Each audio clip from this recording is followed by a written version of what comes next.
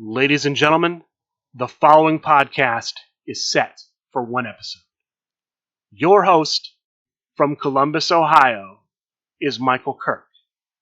Welcome to the Outlaw Mudcast. Hello and welcome to the Outlaw Mudcast, your digital audio dirt sheet for all things Super Show.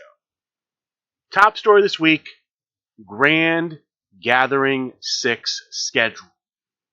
We have more information coming in about the rough schedule for Grand Gathering 6.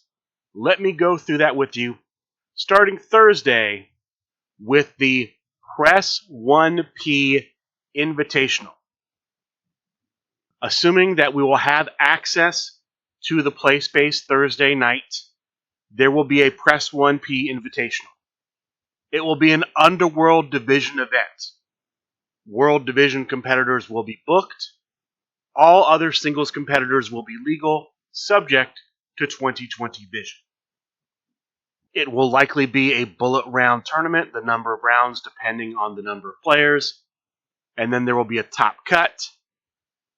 The finals match and the top cut will be a main event stipulation match. Nothing else has been said about any other potential stipulations. All of the matches will have no disqualifications. The matches will still have countouts. The crowd meter 0 rule will be in effect for all of the matches. It's just that the matches will have no disqualifications. Now, I do not know if an entrance card like Bribe the Ref or other effects that make a match have disqualifications will be allowed, or if those will be booked. We will have to see. But as of right now, that's the Press 1P Invitational Thursday night, assuming we have access to the play space. No disqualifications. Friday, there will be 2 singles events. The first event will be an open division event. All singles competitors will be legal, subject to 2020 vision. The winner will receive a shot at the LFF World Heavyweight Championship during Grand Gathering 6. Second event on Friday will be the Cookies Fortune singles event. The winner will receive the Cookies Fortune. Generally speaking, the Cookies Fortune allows you to cash it in at any time for a shot at a championship of your choosing. Players in the Cookies Fortune event will draft the competitor that they are going to use. Draft order will be based on when they purchased their tickets for the Grand Gathering. Last I looked, they have not started the draft for this. Saturday, the first event will be a Create a Competitor event in the old school format. You have to use an old school competitor. Only 1 of 2 entrances are legal as of right now. Jump the bell and keeping the LFF old school. And you have to use cards, I believe, from either the 10th anniversary box set or from the newly releasing at the time of Grand Gathering Old School Pack Wave 3. That's what you have available to you to build your decks for this old school event Saturday. After this event, there will be the Grand Battle match. The Grand Battle is Super Show the Game's version of an over-the-top battle royal. The winner of the Grand Battle will get a future shot at the LFF World Heavyweight Championship. The final event Saturday will be the Dasmo Deck Challenge. Dasmo Deck Challenges in the past have been a sealed event. You're given competitors that you can use potentially in the event and cards, and then you build around that. We'll have to see what the rules are for this specific Dasmo Deck Challenge, but expect something along those lines. Sunday, one event, the Tag Team Tournament. This is the 2-player versus 2-player tag team tournament. And then throughout the weekend, there will be a number of different featured matches for various championships and the like. One of those featured matches that they are negotiating will involve Robert the Brain Dunn. Robert the Brain Dunn made a statement earlier in the week indicating that he is extremely displeased with Steve Resk's tenure as general manager for many of the Super Show the Game divisions. And so he wants the SRG boss to vacate all of those positions except for the LFF Triad Championship general manager position. Steve Resk has agreed to do so if Robert the Brain Dunn will put his ownership of the Super Show scoring app, tournament app, on the line. This is still negotiating. There was a proposal for it to be a singles match.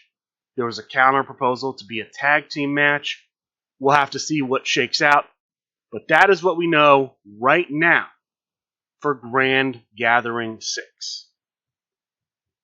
One related piece of news: there will be a Super Lucha Championship match at Grand Gathering 6. They're going to be hosting a Super Lucha qualifying tournament online before Grand Gathering 6, where the winner will get a shot at the Super Lucha Championship. Signups for that have not started yet, but that will start and conclude before the Grand Gathering. Sticking with convention news, after Grand Gathering 6, the next big convention appearance for SRG Universe and Super Show the Game will be at Origins Game Fair in Columbus, Ohio. Going from memory, that is from Wednesday, June 17th through Sunday, June 21st. Double check that if you're planning on going to Origins Game Fair. That is what I recall. Yesterday, as I'm recording this, April 25th, the event registration went live for Origins Game Fair events. There are no Super Show events or SRG Universe events currently listed on the event registration website. I did reach out to SRG Universe. There are supposed to be events. They are working on getting those listed. So watch that website to see when the events are listed for Super Show the Game at Origins Game Fair. I will cover them when they do come out and are officially published and available to be registered for. Typically, the Super Show the Game events at Origins Game Fair are free. That's usually the case unless it's some sort of sealed event where you would have to buy in. But most constructed events for the last couple of years have been free. One last bit of convention news. This weekend, from Friday, April 24th, until today as I'm recording this, Sunday, April 26th, the Midwest Gaming Classic has been going on in Milwaukee, Wisconsin. Super Show, SRG Universe did not announce that they would be present at this convention, Midwest Gaming Classic, until last Wednesday, so unfortunately I was not able to report that this was happening. I wish that they would be more proactive in promoting these things. Even if you can't attend, you could maybe recommend to people that you might know are attending, hey, check out Super Show the Game, this wrestling card game I've been telling you about. It will be at Midwest Gaming Classic. Unfortunately, that is a missed opportunity. We do have a booth there. There are people running demos, I assume, selling products. We haven't really heard a lot of news coming out of this convention. The one thing that we did hear is this. There was a defense of the Midwest Coast Championship at this convention. Pat the Thinker, playing as the new version of Pat the Thinker, challenged the champion, the Meeple, champion with the newest version of the Meeple's champion. I believe I'm just going from memory on that. The winner of that match, still champion, the Meeple. Congratulations to the Meeple. I think that took place sometime Friday or Saturday. I don't know. I have very few details about that match. That's all the convention news I have. But I do have something related to a grand thing. Not the grand gathering. The Grand Slam Championship. There was a lot of discussion about the Grand Slam Championship on the last episode of Talk of the Universe. I want to weigh in on that. I feel like I may have talked about this on the podcast before. If I did, I'm going over some things I went over before. But let me go through it again since that was a big topic of discussion. I started playing the game back in 2018. At the time I started playing, the only championships in Super Show the game were championships created by local playgroups and 5 LFF championships. The LFF World Heavyweight Championship, the LFF Underworld Championship, the LFF Tag Team Championship, the LFF Tornado Tag Team Championship, and the LFF Trios Championship. There was no Intergalactic Championship. There was no United States Championship. We didn't have regional championships. No Midwest Coast. No Deep South. No LFF Tri-State. Just those 5. And at a certain point, players realized that some of the Super Show players had won 4 of the only 5 LFF championships out there. And there began to be a race to see who could be the first to win all 5 LFF championships in their career. I don't recall what player won the chase. I apologize for not remembering that. But eventually a number of players did achieve this feat, did win those 5 original championships. And that feat, that achievement, became known as becoming a Grand Slam champion. Now, later on, after that name took hold, people pointed out that Grand Slam typically refers to 4 of something. A Grand Slam home run scores 4 runs for a team. A Grand Slam in tennis is winning the 4 major tournaments in tennis. Things of that nature. There's clearly a discrepancy between the name, suggesting 4 things, and the achievement, winning 5 things. The solution proposed by the SRG boss on Talk of the Universe is to change the achievement. To make it so instead of recognizing the winning of the first 5 LFF championships, change it to only winning 4 of those 5. Because Grand Slam Championship means 4. Keep the name Grand Slam Championship. Change the achievement. That is entirely the wrong way of looking at this. The important thing is winning the 5. Winning the 5 championships. That's the thing that has value. It makes no sense to diminish the value of the achievement because the name and the achievement don't match. If the name and the achievement don't match, change the name. Changing the achievement is the exact wrong approach. It's placing the name as being more important than the achievement, when clearly the achievement was more important than the name. When people were chasing the achievement, there was no name. Nobody cared about the name. In fact, when the people who had 4 championships were chasing the 5th, they didn't put any value on, I just have 4. The value was getting the 5th. That's where the value was. That's where the achievement was. And so this approach to keeping the name and changing the achievement is entirely the wrong way of looking at it. I hope they reconsider. I don't think they will. But look, anyone who wins a Grand Slam championship under this new standard of 4 instead of 5, no one's going to be looking at them as, oh, they're just as much of a Grand Slam champion as the people who became Grand Slam champions for winning 5. It's a diminished achievement for the people who are becoming new Grand Slam champions. Complete disservice to them. This is a completely wrong way of looking at it. They need to just change the name to fit the achievement. Changing the achievement to fit the name, I don't understand why you would do that. Completely bizarre decision, completely wrong line of thinking from the powers that be at SRG. That's my thoughts on the Grand Slam Championship.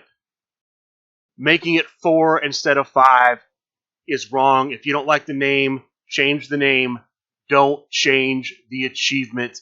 The value is in the achievement. It's not in the name. All right, let's go ahead and move on.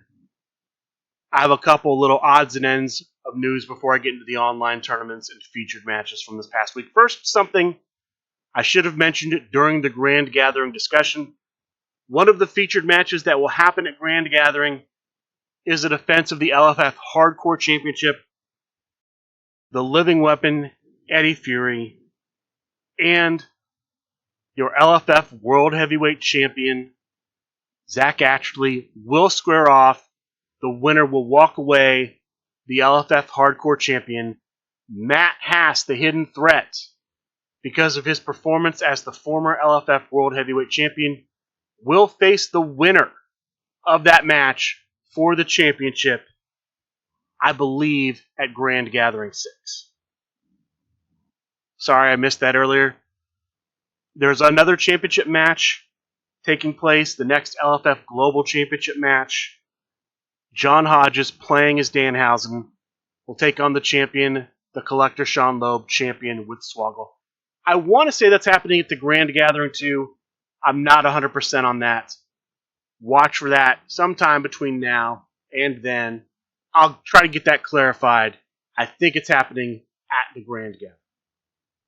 And now let's talk about the online tournaments and featured matches from this past week.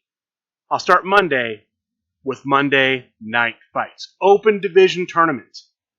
All singles competitors legal, subject to 2020 vision. 15 players. Played in 4 bullet rounds, and then they cut to a top 4. In the semifinal round, all of the matches were New York rules matches. The finals match, and I believe the third place match, if it happened, were special guest referee matches. High Water was the special guest referee. I'm assuming the non-flip version of High Water. Your top 4 were in 4th place, playing as Elgato Shinobi, the Chosen One, Colby Cram. In 3rd place, playing as Wendigo, the Starbreaker, Trey Cantrell. In 2nd place, playing as the Hammer gimmick version of D2, TVA Commissioner Drew Madsen. And the winner of Monday Night Fights, playing as Gia de los Muertos, I assume the original version, Simple Chuck. Congratulations to Simple Chuck for winning Monday Night Fights.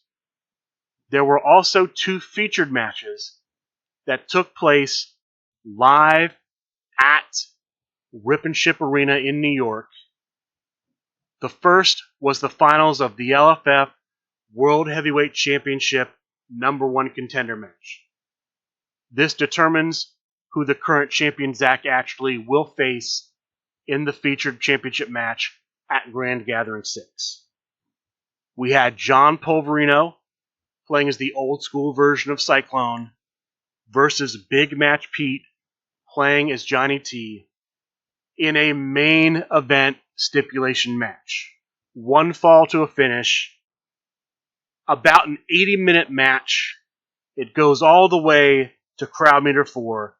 The winner getting a shot at the LFF World Heavyweight Championship, John Polverino. Congratulations to John Polverino for winning the tournament.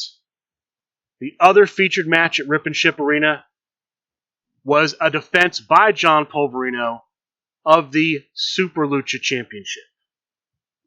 The challenger, Le Penguin, playing as El Pinguino. The champion, again John Polverino, champion with Snake Pit. This was partially streamed on Facebook. Unfortunately, the stream cut out, but the winner at Crowd Meter 2, still champion, John Polverino. Congratulations to John Polverino for a successful defense. Thursday, we had Thursday night fights. Underworld Division event, World Division competitors booked. All of their singles competitors legal, subject to 2020 vision. 22 players played in 5 bullet rounds, and then after those bullet rounds, they cut to a top 10. 6 players received a bye into the quarterfinals. The remaining 4 paired into 2 matches, playing for the final quarterfinal spots. The play-in matches were New York Rules matches. The quarterfinal matches were dark matches. The semifinal matches were death matches. And the finals match was a tables, ladders, chains match. I don't think there was a third place match. I'm not 100%. Your 2 semifinalists were the Italian Bombata as Smart Mark Sterling and the SRG Boss as the leader of the Black Sheep. The finals match was between Simple Chuck as Officer Breezes and TVA Commissioner Drew Madsen as La Phoenix, I think the original version of La Phoenix, with the winner, TVA Commissioner Drew Madsen. Congratulations to the Commissioner for winning Thursday night fights. Friday, Big Picture Premium presents Ignite on Big Picture Premium's Twitch channel. 2 matches on the card for Ignite.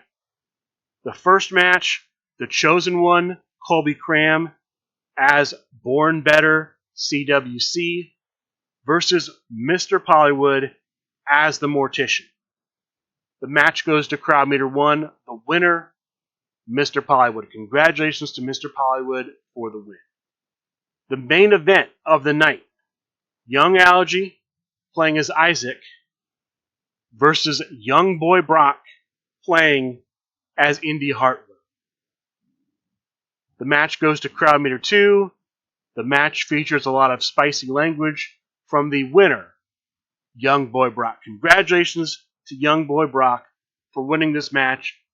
Special feature of this match, it was a special guest referee match using one of the special guest referee cards created by Practicite. Henry Kilston was the special guest referee here in Young Boy Brock's victory. Sunday, we have Sunday night fights. 3 matches on the card for Sunday night fights. The opening match for the LFF Tag Team Championship. The challengers, BTS FTW. Simple Chuck playing as Mike Santana. Zach Ashley playing as the Maestro.